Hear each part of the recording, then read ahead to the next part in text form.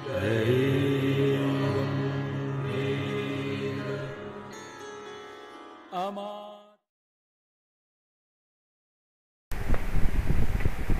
कथामृतं तप्तजीवनं कविभिरीडितं कल्मषापहं श्रवणमंगलं श्रीमदाततं भुवि गृह्णन्ति ये भूरिदा जनाः। তোমার কথামৃত, তোমার বলা কথা যেন অমৃত সমান। আমরা জানি, প্রত্যেকে জানি, ঠাকুরের কথা অমৃত সমান, ভগবানের কথা। সেটি কলিকলমশ নাশ করতে সক্ষম। শ্রবণে মাত্রে মঙ্গল হয়। যত কালুষ্য, যত কলমশ, যত অপবিত্রতা সব দূর করতে পারে। এই কথামৃত যাঁরা পরিবেশন করেন তারা ভূরিদজন, ভূরিদাতা, প্রচুর দাতা, শ্রেষ্ঠ দাতা। অন্নদান, বস্ত্রদান, জলদান, বাসস্থান দান, কত প্রকার দান হতে পারে। অন্নদান, বস্ত্রদান, শিক্ষাদান, সর্বশেষ ধর্মদান। ধর্মদানকে শ্রেষ্ঠ দান বলা হয়েছে। এই যে ধর্মদান, ধর্ম মানুষের জীবনকে পরিপূর্ণভাবে পরিবর্তিত করে, আমূল পরিবর্তন এনে দেয়। এই মানুষের জীবনে চরম পরিবর্তনের কারণ এই ধর্ম। এই ধর্মভাব মানুষের অন্তর্জগতে একটা বিপুল পরিবর্তন, আমূল পরিবর্তন আনে। মানুষকে পশুত্ব থেকে মনুষ্যত্বে, মনুষ্যত্ব থেকে দেবত্বে উত্তীর্ণ করে, তার দেবভাবকে জাগ্রত করে। এই ধর্মভাব প্রদানে সক্ষম এই কথা অমৃত, ভগবত কথা অমৃত, ভাগবতী কথা। এই কথামৃত আমরা পান করে থাকি। শ্রী শ্রী রামকৃষ্ণ কথামৃত এই যুগে ভগবান সর্বধর্ম সমন্বয় আচার্য, যুগাচার্য, যুগাবতার শ্রীরামকৃষ্ণ, যিনি যত মত তত পথ প্রবর্তন করলেন, কিন্তু এটি তার মন গড়া কোনো উপদেশ নয়। এ বিষয়ে তার সাধনলব্ধ উপলব্ধ সত্য তিনি জগতের মাঝখানে প্রকাশ করলেন, মানুষের মাঝে, যে সব মত পথই সত্য। যে কোনো পথে, যে কোনো মতকে অবলম্বন করে ভগবানের কাছে পৌঁছানো যেতে পারে। বাঁশ বেয়ে, দড়ি বেয়ে, সিঁড়ি দিয়ে, লোহার কাঠের চুন সুড়কির সিঁড়ি যাই হোক না কেন, সেই ছাতে, একই ছাতে ওঠা যায়। ছাদে ওঠাই লক্ষ্য, পরমেশ্বরকে উপলব্ধি করাই আমাদের জীবনের উদ্দেশ্য, লক্ষ্য। তো পথ যাই হোক না কেন, ঋজুকুটিল নানা পথজুষা নৃণাম একগম্য ত্বমসি পয়সামর্ণব ইব। যেমন পুষ্পদন্ত শিবমহিম্ন স্তোত্রে বললেন, তেমনটি যেন ঠাকুর বলছেন। যেমন ঋগ্বেদে আছে, একম সদ বিপ্রা বহুধা বদন্তি, এক সত্য তাকে বিপ্রগণ বহুভাবে বলছেন, বহু নামে বলছেন। এই যে বহু নামে বহুভাবে প্রকাশ করা হচ্ছে একই সেই তত্ত্বকে, ব্রহ্মতত্ত্ব, অদ্বয় তত্ত্ব, ব্রহ্মতত্ত্ব। ইন্দ্র, মিত্র, বরুণ নানা নামে তাকে প্রকাশিত করা হচ্ছে, সেই এক সৎস্বরূপকে। তো ঠাকুরের কথা সত্য হয়ে পড়ল, যত মত তত পথ। এই সমন্বয় বার্তা দিতেই এবার লোকশিক্ষক ভগবান জগৎগুরু শ্রীরামকৃষ্ণের অবতরণ, আবির্ভাব আমাদের কল্যাণের জন্য।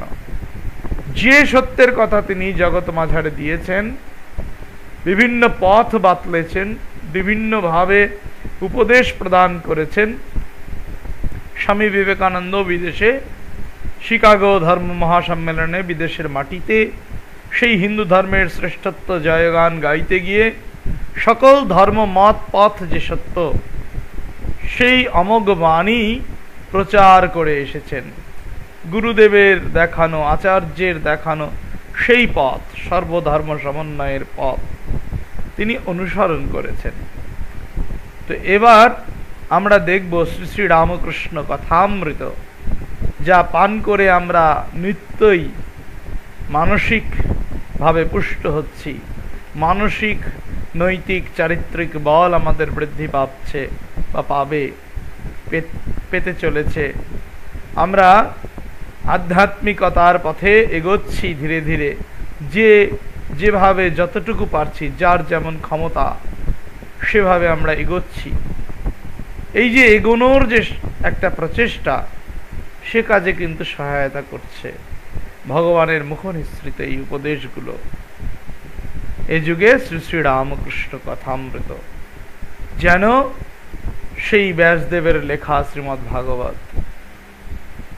এ যুগের কথামৃতকার যেন আধুনিক কলিকালের ব্যাস শ্রীম মহেন্দ্রগুপ্ত মাস্টারমশাই আমাদের কথামৃত উপহার দিয়েছেন। যেমন কৃষ্ণদ্বৈপায়ন বেদব্যাস শ্রীমদ্ ভাগবত দিয়েছেন, বৃন্দাবন দাস ঠাকুর শ্রী চৈতন্য ভাগবত দিয়েছেন, কৃষ্ণদাস কবিরাজ ঠাকুর শ্রী শ্রী চৈতন্য চরিতামৃত দিয়েছেন আমাদেরকে, তাঁর জীবন লীলা, তার উপদেশ জানবার জন্যে। অনুরূপভাবে শ্রীরামকৃষ্ণের জীবনী গ্রন্থ যেমন আছে, শ্রী শ্রী রামকৃষ্ণ লীলা প্রসঙ্গ স্বামী শারদানন্দ মহারাজ লিখছেন, আর অক্ষয় কুমার সেন লিখছেন শ্রী শ্রী রামকৃষ্ণ পুঁথি। সেখানে তার লীলা, তার জীবন কথা আমরা যেমন লক্ষ্য করছি, পাশাপাশি আমরা দেখছি তার উপদেশ নির্ভর যে গ্রন্থ, তার যে উপদেশের আকর গ্রন্থ, আমাদের চলার পথের পাথেয় শ্রী শ্রী রামকৃষ্ণ কথামৃত, যেখানে ঠাকুর বিভিন্ন ধর্মের, বিভিন্ন মতের, বিভিন্ন পথের মানুষের উপযুক্ত করে উপদেশ দিয়ে গেছেন। কত সহজ সরলভাবে শাস্ত্রীয় কঠিন মোড়ক থেকে বের করে, আবরণ থেকে বের করে এনে শাস্ত্রীয় কথাকে সহজ সরলভাবে উদাহরণ দৃষ্টান্ত সহকারে আমাদেরকে দিয়েছেন, উপহার দিয়েছেন, আমাদের কল্যাণ সাধন করেছেন, আমাদের কল্যাণের পথে এগিয়ে যেতে সহায়তা করেছেন। তো শ্রী শ্রী রামকৃষ্ণ কথামৃত অনুসারে আমরা যে শ্রী রামকৃষ্ণ উপদেশ ও শাস্ত্র প্রমাণ এই ধারাবাহিক অনুষ্ঠানে অংশগ্রহণ করছি সকলে, প্রতি শুক্রবার কুষ্টিপাথর প্রাণারাম চ্যানেলে বিকেল 4টে থেকে যেটি সম্প্রচারিত হয়ে থাকে, তার আমরা 59তম পর্বে পদার্পণ করব। আমরা গত পর্বে দেখেছি শ্রী শ্রী রামকৃষ্ণ কথামৃতের বিচার শাস্ত্রালোকে, সেখানে ঠাকুরের উপদেশ জ্ঞানযোগ বিষয়ক এবং শাস্ত্রের যে প্রামাণ্য জ্ঞানযোগ বিষয়ে তার উপদেশের সঙ্গে যে তুলনা সাম্য, তা আমরা লক্ষ্য করবার চেষ্টা করেছি বিভিন্ন শাস্ত্রগ্রন্থে, শ্রীমদ্ ভগবদ্ গীতা আদি গ্রন্থে। আজও আমরা জ্ঞানযোগে ওই আগের পর্বের খেই ধরে নতুন বিষয়ে প্রবেশ করব। আমরা সকলে মনোযোগ সহকারে জ্ঞানযোগ বিষয়ে শ্রবণ করব, জ্ঞানযোগ বিষয়ে কিছু আমরা আলোচনা করবার প্রয়াস করব এবং শুনবার, বুঝবার, ওই বলছেন স্মরণ মনন করার একটা উপায়, মাধ্যম বেছে নেব। আমরা যা শুনব তা নিয়ে মনন করব এবং সেখান থেকে সার কথাটিকে নিয়ে নিদিধ্যাসন করতে হবে। কারণ উপনিষদের নির্দিষ্ট একমাত্র পন্থা, শ্রুতি নির্দিষ্ট পথ হচ্ছে শ্রবণ মনন নিদিধ্যাসন। এর মধ্য দিয়ে কিন্তু আমরা আমাদের তত্ত্বের স্বরূপের উপলব্ধি করতে পারবো, আমরা তত্ত্ব উপলব্ধি করতে পারবো। আমাদের তত্ত্ব উপলব্ধি করতে হলে শ্রবণ মনন নিদিধ্যাসনের পথে এগোতে হবে। আগে আমরা শ্রবণ করি জ্ঞানযোগ বিষয় ঠাকুর কি বলছেন। আগের দিন বলা হয়েছিল শ্রীরামকৃষ্ণের উপদেশে আছে, ঠাকুর বলছেন সব দেখছি একটা খোল দিয়ে মাথা নাড়ছে, একটা খোল, বালিশের খোল। আমরা জানি বালিশের খোলটা ধরে টানাটানি করলে বোঝা যায় যে সেটা ভেতরে একটা শক্তপোক্ত একটা জিনিস, একটা ভারী জিনিস আছে, বস্তু আছে, সেটি কি তুলোয় ভরা বালিশ। আর এই খোলটা ধরে টানাটানি করলে বোঝা যায় বালিশটা আলাদা, খোলটা আলাদা।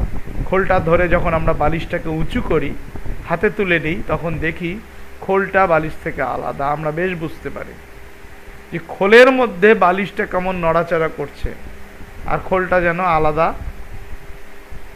বালিশ থেকে আলাদা হয়ে উঁচু হয়ে দুলছে, খোলটা যেন আলাদা হয়ে যাচ্ছে।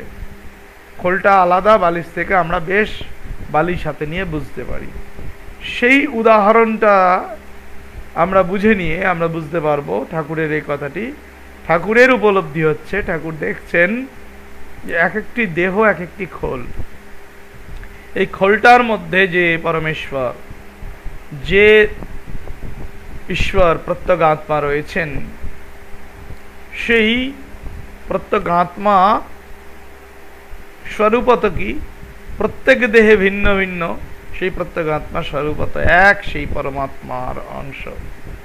একই সেই পরমাত্মা প্রত্যগাত্মা রূপে প্রত্যেক দেহে রয়েছেন। যে একটি চামড়া ঢাকা অখণ্ড, এক একটা খোল নিয়ে মাথা নড়ছে সবাই, দেখছেন ভেতরে সেই অখণ্ড। জড়ের সত্তা চৈতন্যে আরোপ করা হয়। আমরা কি বলি? জড় হাত নড়ছে, পা নড়ছে, আমরা কি বলছি? আমি নড়ছি। এই যে আমি নড়লাম, নড়ছেটাকে হাত পা অঙ্গ, বলছি আমি নড়ছি। এই চৈতন্যে জড়সত্তা আরোপিত হলো, আর চৈতন্যের সত্তা জড়ে আরোপ হলো। কিরকম? চৈতন্য করছে আর দেখছে, আমি দেখছি, না বলে চোখ দেখছে। দুটো জিনিস, আমি দেখছি, আমি দ্রষ্টা, আমি শুনছি, আমি বলছি, বলছে কে? মুখ। আমি শুনছি কিন্তু আমি শুনি না, আমি তো সাক্ষী স্বরূপ। শুনছে কান কিন্তু বলছে আমি শুনছি। এই যে বলার ভুল। শরীরের রোগ হলে কি মনে হয়? আমার রোগ হয়েছে। রোগটা জড় পদার্থই শরীর, শরীরটা জড়, রোগটা জড়ের, শরীরের রোগ, কিন্তু বলছি কি আমার রোগ হয়েছে। তাহলে জড়ের স্বভাব, জড়ের ধর্ম চৈতন্যে আরোপ হলো। আমার কখনো রোগ হতে পারে না, আমার কখনো রোগ ব্যাধি থাকতেই পারে না। আমি পরম চৈতন্য, পরম চৈতন্য স্বরূপ, চেতন, পরম চৈতন্যের অংশ স্বরূপ। আবার কখনো বা সেই আমি নেতি নেতি বিচার করে সমাধি হলে, সেখানে পৌঁছলে আমরা দেখব, স্বরূপ উপলব্ধি হলে বুঝতে পারবো যে আমি সেই, তিনিই আমি। তিনি আর আমিতে কোনো তফাৎ নেই। আমার আমি তাতে যখন লয় হয়ে যাবে, পরমেশ্বরে লয় হবে, তখন দেখব সেই চৈতন্যেই আমার আমিত্ব পর্যবসিত হয়েছে। তো সেটা না করে, সেটা না বুঝে আমাকে আমি আমার শরীরের সঙ্গে জড়িয়ে ফেলেছি। আমি আর আমার শরীর যে ভিন্ন, এটা ভুলে গেছি। আমি হচ্ছি চেতন, আর আমার এই শরীরটা জড়। জড়ের ধর্ম আমাতে, আমার ধর্ম শরীরে, জড়েতে। আমার ধর্মটা শরীরে আরোপ করছি। আমি অসুস্থ, আমি তো অসুস্থ নই। আমি অসুস্থ, আমার ধর্ম, আমি অসুস্থ হতে পারি না, কিন্তু শরীরকে আমি মনে করছি, ইন্দ্রিয়কে আমি মনে করছি, এই রক্ত মাংসের খাঁচাটাকে আমি মনে করছি। তাই বলছেন ঠাকুর, চৈতন্যের সত্তা জড়ে আরোপ, আর জড়ের সত্তা চৈতন্যে আরোপ। এই কথাটা বলছেন অধ্যারোপের কথা, অধ্যাসের কথা, যেটি শারীরিক ভাষ্যে আছে, যার ফলে আমরা এত রোগ ভোগের কষ্ট অনুভব করি। আমি আর আমার শরীর যখন এক হয়ে যায়, আমি নিজেকে মন ভাবতে শুরু করি, শরীর ভাবতে শুরু করি, ইন্দ্রিয় ভাবতে শুরু করি, তখন আমার রোগ হবে এই দৃঢ় ধারণা, দৃঢ় বোধ হয়, দৃঢ় উপলব্ধি হতে থাকে। আমি যখন নিজেকে শরীর থেকে আলাদা করতে না পারি, ততক্ষণই কিন্তু রোগের যন্ত্রণা, রোগের কষ্ট। এটাই যেন ঠাকুর বলতে চাইছেন। যখন তাতে মনের যোগ হয়, ঈশ্বরে মনকে তুলে নিয়ে যুক্ত করে দেই। ঠাকুর বলছেন শুদ্ধ মন, শুদ্ধ বুদ্ধি, শুদ্ধ আত্মা এক কথা। এ মন যখন পরিপূর্ণ শুদ্ধ হলো, শুদ্ধ মন, শুদ্ধ বুদ্ধি, শুদ্ধ আত্মা এক করে দিলাম, এবং সেই পরমাত্মার সঙ্গে এক করে সেখানে লয় করে দিলাম, নিজেকে তুলে নিয়ে সেই পরমাত্মায় যুক্ত করলাম। নিজের মনটাকে তুলে নিলাম, মানে নিজেকেও তুলে নিয়ে, নিজের জীবাত্মারূপী আমাকে তুলে নিয়ে সে পরমাত্মার সঙ্গে এক করছি। বা পরমাত্মায় আমার মনকে যুক্ত করছি, তখন কিন্তু আমি আলাদা, শরীর আলাদা। তাহলে শরীরে রোগ ব্যাধি হচ্ছে সেটা আমি বুঝতেই পারছি না। ব্যাপারটা মুখে যত সহজে বুঝিয়ে দেওয়া যাচ্ছে, বলা যাচ্ছে, কাজে করা কিন্তু অতি সহজ ব্যাপার নয়। তাই ঠাকুর বলছেন শরীরের রোগ হলে মনে হয় আমার রোগ হয়েছে। যখন তাতে মনের যোগ হয়, ঈশ্বরে মনের যোগ হয়, তখন রোগের কষ্ট একধারে পড়ে থাকে। এর তুলনা কিন্তু শারীরিক অধ্যাস ভাষ্যের আমরা লক্ষ্য করতে পারি, বা তুলনীয় বাক্য আছে। শারীরিক অধ্যাস ভাষ্যের সঙ্গে যদি বিচার করি, দেখব ঠাকুরের কথাগুলো ওই শারীরিক ভাষ্যের অনুরূপ।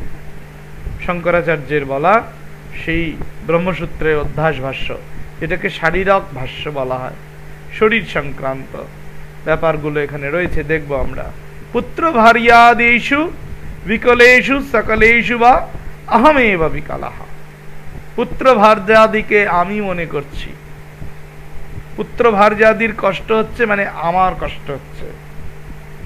সকলো বেতি বাহ্য ধর্মান আত্মনি অধ্যস্যতি।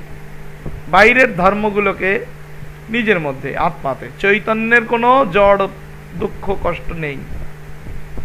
আমার কোনো দুঃখ কষ্ট নেই মানে চৈতন্যের কোনো দুঃখ কষ্ট নেই, অথচ আমার মধ্যে চৈতন্যে ওই জড় ধর্মগুলোকে আরোপ করছি। জড়ের ধর্ম চৈতন্যে আরোপ, বোঝা গেল? আর দেহর যে ধর্ম, দেহের ধর্ম রোগ কষ্ট, দেহের ধর্ম স্থূলত্ব, কৃষ্ণত্ব, গৌড়ত্ব, কৃষ্ণত্ব, তিষ্ঠামি গচ্ছামি লঙ্ঘয়ামি চতি। এটা কি কার ধর্ম? ইন্দ্রিয়ের ধর্ম। তিষ্ঠামি গচ্ছামি লঙ্ঘয়ামি, ইন্দ্রিয় দিয়ে হচ্ছে, শরীর দিয়ে হচ্ছে। তো সুতরাং এগুলো কিন্তু আমরা চৈতন্যে আরোপ করছি, জড় ধর্মকে চৈতন্যে আরোপ করে এসব বলছি। আবার বলছে অন্তঃকরণ ধর্ম কামক সংকল্প বিচিকিৎসা। কাম সংকল্প, কামনা, সংকল্প, বিকল্প, বিচিকিৎসা, ব্যবসায়াদিন, এগুলো কি করছে? অন্তঃকরণ ধর্ম।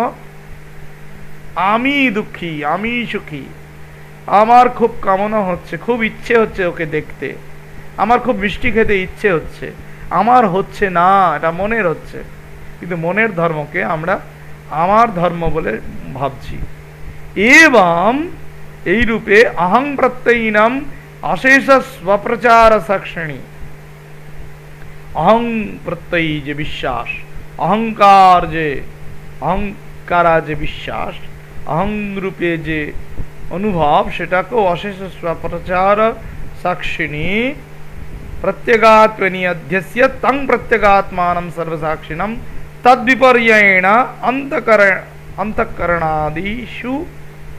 অন্তঃকরণাদিষু অধ্যস্যতি। সেই প্রত্যগাত্মাকে একে অধ্যাস করছি, অন্তঃকরণকে, বাহ্য ধর্মকে। আর সেই প্রত্যগাত্মা সর্বসাক্ষীকে তদ্বিপর্যয়েণ, তদ বিপরীত ক্রমে কি করছি? অন্তঃকরণাদির ধর্ম, কামনা বাসনা করা অন্তঃকরণের ধর্ম। সে আমিকে নিয়ে আসছি কথা ইয়েতে, অন্তঃকরণে। আমি আর অন্তঃকরণে এক। আমি দেহ, বিপর্যয়ক্রমে আমি দৌড়চ্ছি, আমি খাচ্ছি, আমি ঘুমোচ্ছি, এই যে ব্যাপারগুলো, তাহলে আমরা অধ্যাস ঘটাচ্ছি। ঠাকুর যেমন বলছেন জড়ের সত্তা চৈতন্যে, চৈতন্যের সত্তা জড়ে অধ্যাস আরোপ করছি, এর নামই অধ্যাস, যেটি শঙ্করাচার্য বলছেন। এর ফলেই কিন্তু এই কথাটি শঙ্করাচার্যের এখানে আমরা লক্ষ্য করছি না, কিন্তু এর ভাবটাই এরকম। যখনই আমরা শরীরের সঙ্গে, মনের সঙ্গে আমাকে এক করে ফেলেছি, তখনই আমার রোগ ভোগ কষ্ট। যখন আমার মনকে তুলে নিয়েছি, পরমাত্মায় যুক্ত করেছি, শুদ্ধ মন, শুদ্ধ বুদ্ধি, শুদ্ধ আত্মা, সেই পরমাত্মায় যুক্ত হয়েছে, তখন শরীর এক ধারে, শরীরে রোগ ভোগ এক ধারে, মন একদিকে। পরমেশ্বরে যুক্ত সেই শুদ্ধ মন এক জায়গায় পড়ে আছে। যোগযুক্ত মন কোথায়? আর কোথায়? সেই শরীর, শরীরের রোগ ভোগ। তো সুতরাং এইটি করতে পারলে, পৃথক করতে পারলে, শরীর, মন, বুদ্ধি, আত্মা, এই ব্যাপারগুলোকে বুঝতে পারলে, আলাদা করতে পারলে, তখনই কিন্তু রোগ ভোগ থেকে মুক্ত হওয়া যেতে পারে। রোগ ভোগ থেকে, হাত থেকে রোগ ভোগ হয়েও রোগ ভোগ এর অনুভব না হতে পারে, রোগ ভোগের অনুভব হবে না, যদি মনকে আমরা তুলে শুদ্ধ করে নিয়ে সেই ঈশ্বরে যুক্ত করতে পারি। খুব সহজ নয়, কিন্তু ঠাকুর বললেন এটি একমাত্র রাস্তা, এছাড়া কোনো উপায় নেই শরীরের রোগ ভোগের হাত থেকে রেহাই পাওয়ার। মনকে ঈশ্বরে যুক্ত করতে হবে, তবে কিন্তু রোগ ভোগের যন্ত্রণা বুঝতে পারা যাবে না। কিন্তু সহজ কথা নয়, মোটেও সহজ কথা নয়। শ্রীরামকৃষ্ণদেব আবার বলছেন, আজকে আমরা নতুন একটি বিষয় দেখছি, ঠাকুর বলছেন যতক্ষণ ঈশ্বর দূরে এই বোধ ততক্ষণ অজ্ঞান। যতক্ষণ দূরে দূরে মনে হবে যে ভগবান আমার থেকে অনেক দূরে, অনেক অনেক দূরে, ততক্ষণ অজ্ঞান। আর যতক্ষণ ঈশ্বর নিকটে এই বোধ, ততক্ষণ কি হবে? জ্ঞান। যতক্ষণ অহংকার ততক্ষণ অজ্ঞান। শ্রীরামকৃষ্ণ বলছেন যখন যখন অহংকার তখন তখন অজ্ঞান। আর ঈশ্বরকে দূরে দূরে ওই আকাশে মেঘের পারে মাথার ওপরে ভগবান আছেন, তিনি বিচার করবেন, তিনি দেখবেন, এগুলো অজ্ঞানের কথা, অজ্ঞানের লক্ষণ। আর ঈশ্বরকে হেথা হেথা উপলব্ধি হলে, হৃদয় মাঝে উপলব্ধি হলে, সর্বভূতে দর্শন হলে, হেথা বিশেষত হৃদয়ে দর্শন হলে তাকে জ্ঞান বলা হচ্ছে। ঈশ্বরকে যখন নিকটে বোধ হবে তখন জ্ঞান, যতক্ষণ দূরে দূরে বোধ হবে ততক্ষণ অজ্ঞান। অহংকার থাকলেই অজ্ঞান, ঠাকুর বলছেন। এর তুলনীয় বাক্য শ্রীমদ্ ভগবদ গীতা। কিভাবে আমরা লক্ষ্য করব? গীতাতে আছে ইয়স্মিন স্থিতো ন দুঃখেন গুরুণাপি বিচাল্যতে স্ফুরত্যহংকার ঘনে হৃদ্ভ্যোম্নি সলিলাত্মনি বিকসত্যভীতঃ কায় কদম্বে দোষমঞ্জরি।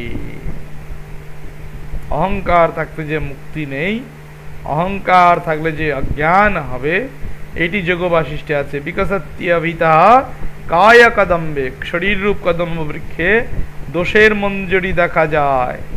যতক্ষণ অহংকার মেঘ হৃদয় আকাশে থাকে, আত্মসলিলে, আত্মরূপ সলিলে জলে, আত্মায় জীবাত্মা এবং হৃদয় আকাশে সলিলাত্মায় অহংকার ঘনে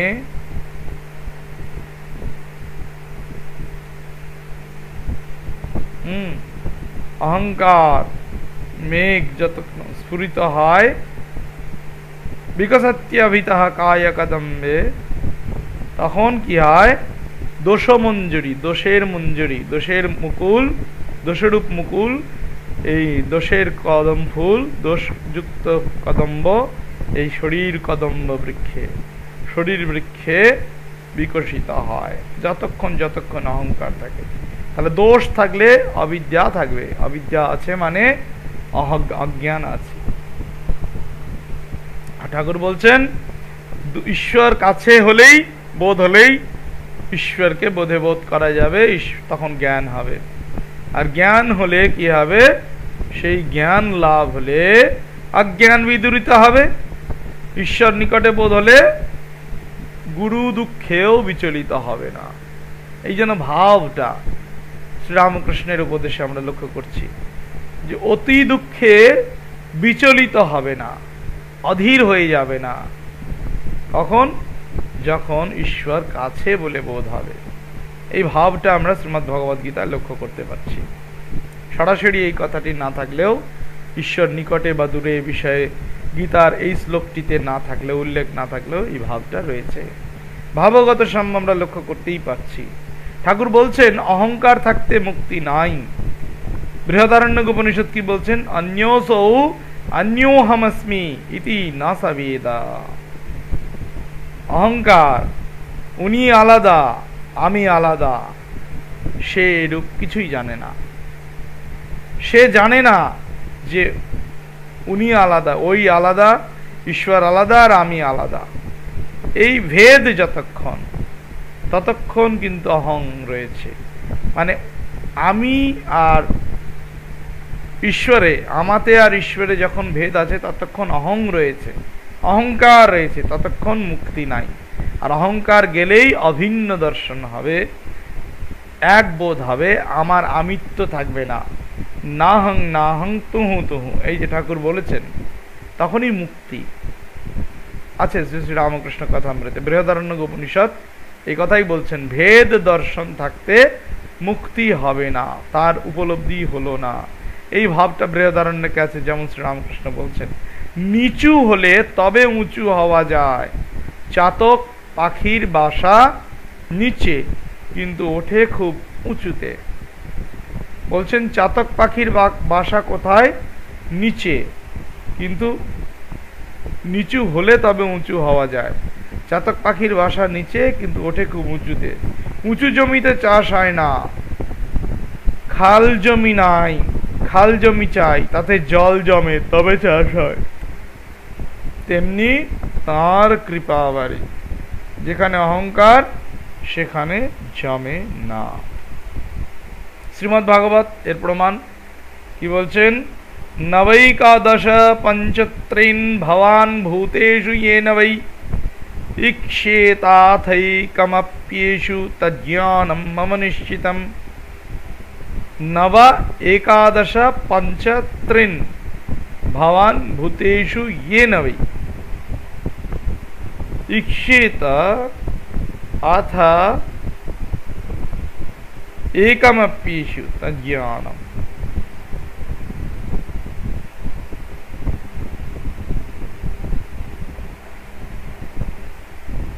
সব যখন এক হচ্ছে, 9, 11, 5, 3,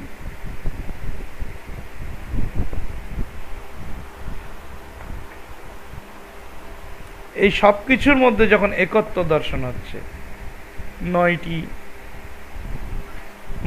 11টি, 5টি, 3টি, এই 3 দর্শন, 11 দর্শন, নবদর্শন, পঞ্চ তত্ত্ব, বিভিন্ন যে ভাবনা, 5 দেখছে কোথাও, কোথাও 9 দেখছে, কোথাও 11 দেখছে, যে সংখ্যাগত ভেদ, মানে বিভিন্ন বস্তুর দর্শন, যখন সব কিছু সর্বভূতে এইগুলোকে এক করতে পারবেন, এক যিনি দেখতে পারবেন,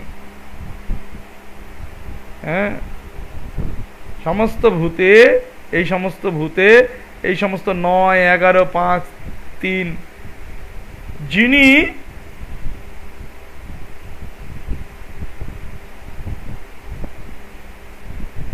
কি করেছেন?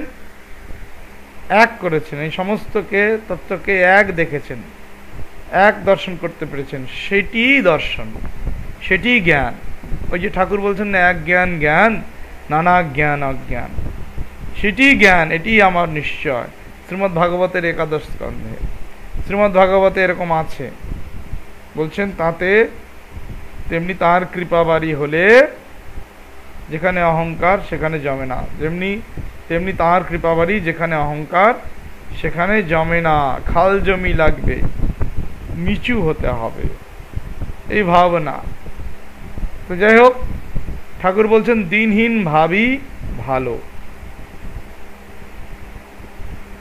ব্রহ্মবিদ্যা মুন্ডক উপনিষদে তস্मै স বিদ্যা বিদ্বান উপসন্ন্যায় সম্যক প্রশান্ত চিত্তায় সমন্বিতায় येनाक्षरं पुरुषं वेद सत्यं प्रवाचतां तत्त्वतो ब्रह्मविद्याम्।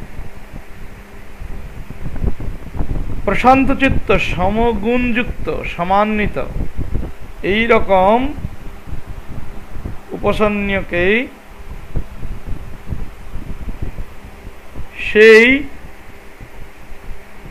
অক্ষর পুরুষ, অক্ষয় পুরুষ, পরম পুরুষকে তিনি জানেন এবং সেই সত্য বলেছিলেন, তাকে সেই তত্ত্ব বলেছিলেন।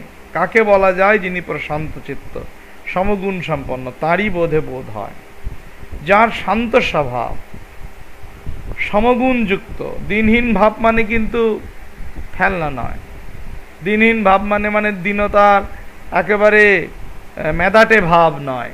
দিনহীন ভাব মানে কিন্তু এখানে সমগুণান্বিত, শান্ত স্বভাব, অন্তঃকরণ শান্ত হয়েছে, প্রশান্ত চিত্ত। এই রকম বিদ্বান, কিন্তু তার ভাবের মধ্যে কোনো অহংকারের স্থান নেই। এই জন্য দিনহীন ভাবের কথা ঠাকুর বলছেন। আবার ঠাকুর বলছেন জীবের অহংকারই মায়া। ঠাকুরের কথায় আছে সেই অহংকার সব আবরণ করে রেখেছে। আমি মোলে ঘুচিবে জঞ্জাল, যেমন সূর্যকে ঢেকে রেখেছে, মেঘ সরে গেলেই সূর্যকে দেখা যায়। এই মায়া বা অহং বলছেন, এই মায়া বা অহং যেন মেঘ, গুরুর কৃপায় এই অহং বুদ্ধি গেলেই ঈশ্বর দর্শন হয়। কি সুন্দর বলা হচ্ছে দেখো, এখানে বলছে যে জীবের অহংকারই কিন্তু মায়া। এই যে মায়াটা আছে জন্যই আমাদের অহংকার হচ্ছে। আমরা অহংকার করছি কেন? মায়া আছে বলে। মায়া সরে গেলে অহংকার করবার কিছু থাকবে না। অহংকার করব কি করে? অহংকার কি নিয়ে করব? মায়া আছে বলেই কিন্তু অহংকারটা হচ্ছে। জীবের অহংকারই মায়া বলছেন। এই অহংকার সব আবরণ করে রেখেছে, মানে ঢেকে রেখেছে। যোগ বাশিষ্ঠ বলছে অজ্ঞান ভ্রান্তি রেবান্ত চিত্তমিত্যেব কথ্যতে অজ্ঞানমুচ্যতে চিত্ত চিত্তম असत् सदीव संस्थितम। এভাবে আছে। আবার আছে যে यथा ध्वान्त समुच्छेदे स्वयमालोक वेदनम तथा अहंकार विच्छेदे स्वयं आत्मावलोकनम। আমি মোলে ঘুচিবে জঞ্জাল। ঠাকুর উদাহরণ দিচ্ছেন, মেঘ, অজ্ঞান অবিদ্যা মেঘ, এই জ্ঞান সূর্যকে ঢেকে রেখেছে। মেঘ সরে গেলে সূর্যকে দেখা যায়। अहम भावे परीक्षिणे शुष्क संसार पादव भूयः प्रयच्छत्य रसो न पाषाणवद् अंकुरम। এই অহংকার পাষাণে যেমন অঙ্কুর হয় না, সেই রকম অহং ভাব যত ক্ষীণ হবে, শুষ্ক এই সংসার রূপ বৃক্ষ তত কি হবে? রস প্রদান করবে। পাষাণের মতো অঙ্কুর প্রদান করেন না। अहम भावे परीक्षिणे शुष्क संसार पादव भूयः प्रयच्छति रसो।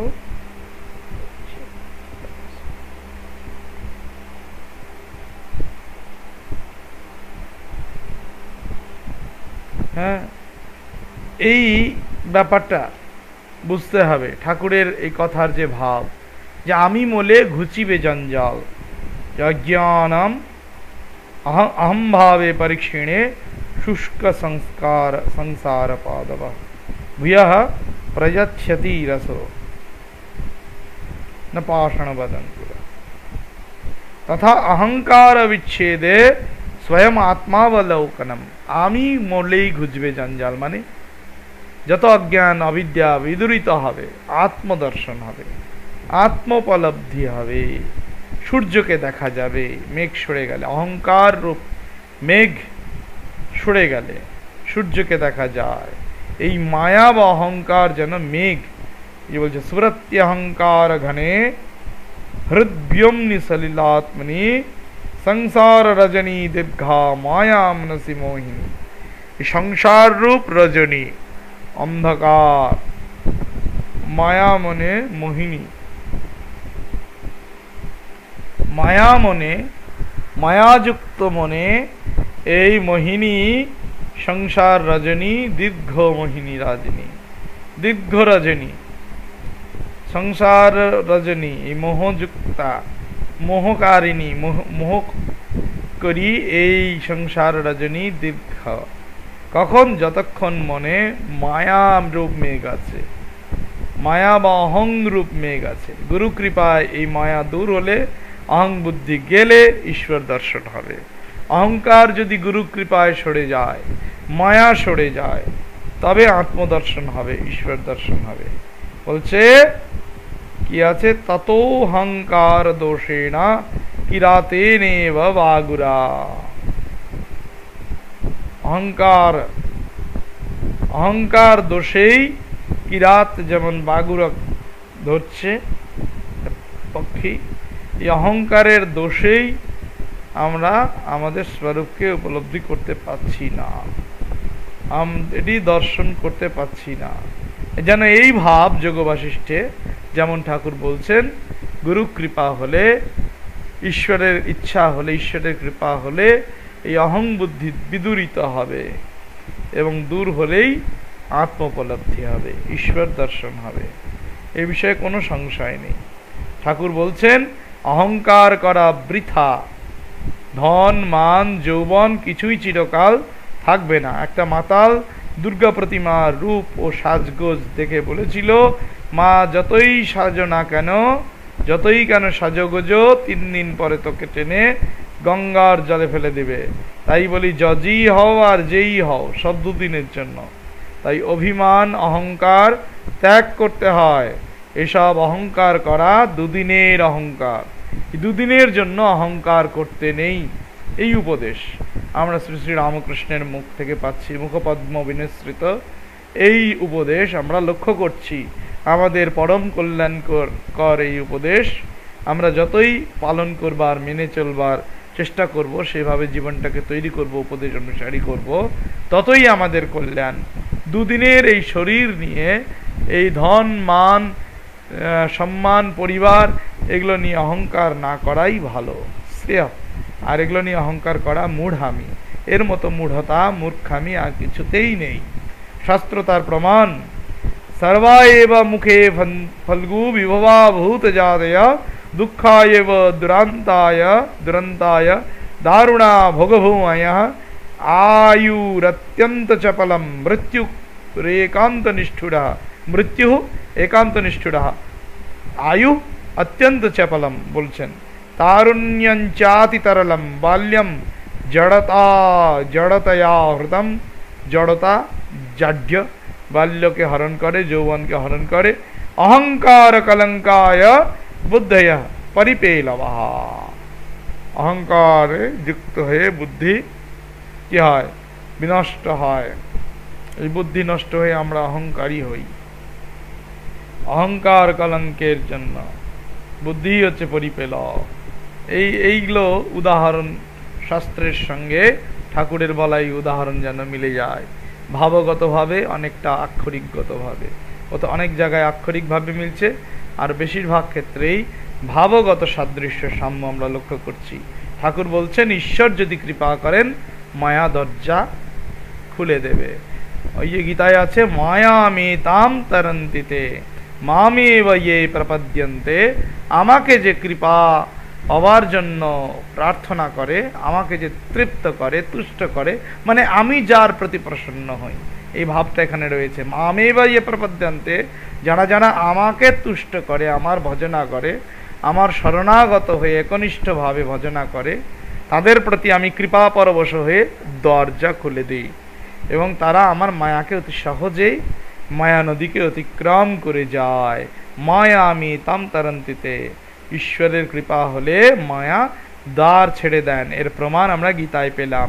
মামি বইয়ে প্রপদ্যন্তে মায়া আমি তাম তরন্তিতে।